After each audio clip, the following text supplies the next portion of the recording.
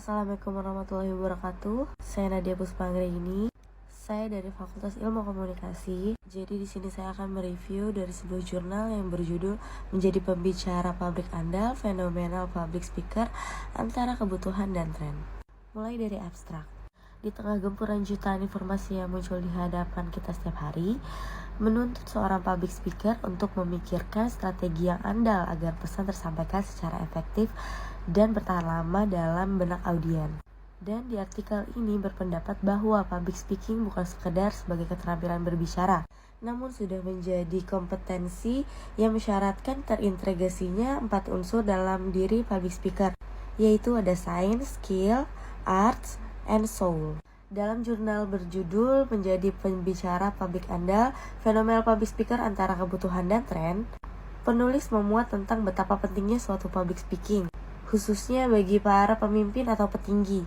Public speaking adalah sebuah kompetensi yang memadukan 4 unsur utama pendidikan. Yang pertama ada science, skill, art, and soul. Mensinergikan keempat elemen tersebut tentu tidak mungkin dilakukan hanya dalam tataran wacana berbentuk pengajaran model seminar semata.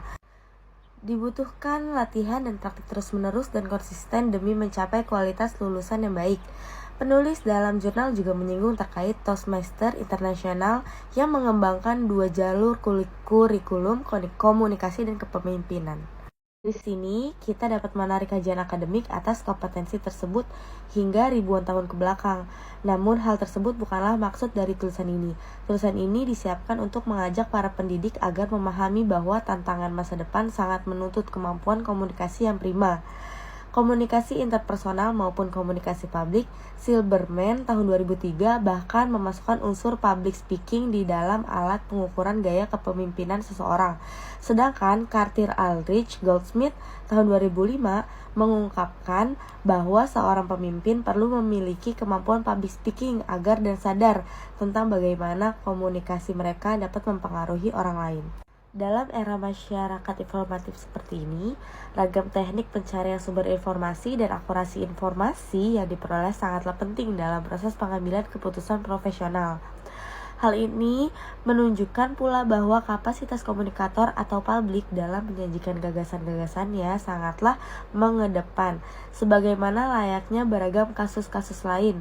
Seringkali masalah timbul bukan dari isi pesan yang dibangun, bukan pula dari teknologi yang dibutuhkan oleh pendukung keberhasilan pencapaian pesan.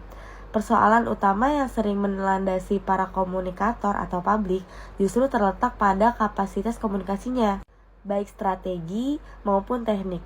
Kegagalan komunikasi inilah yang seringkali menjauhkan efektivitas, akurasi, pesan, dan tujuan berkomunikasi. Fenomena tersebut searah dengan ungkapan Crandall tahun 2007 bahwa sebuah presentasi dapat gagal karena rendahnya kemampuan public speaking. Memperkuat pernyataan tersebut, Builing tahun 2005 meyakini bahwa sebuah presentasi yang baik sangat membutuhkan persiapan yang baik. Karena itu, di samping mempersiapkan materi presentasi dan teknik penyajiannya, setiap presenter wajib mengetahui atau mempertimbangkan tata ruang dan panggung serta audiens yang akan hadir, termaksud di dalamnya atau jumlah demografis dan psikografisnya.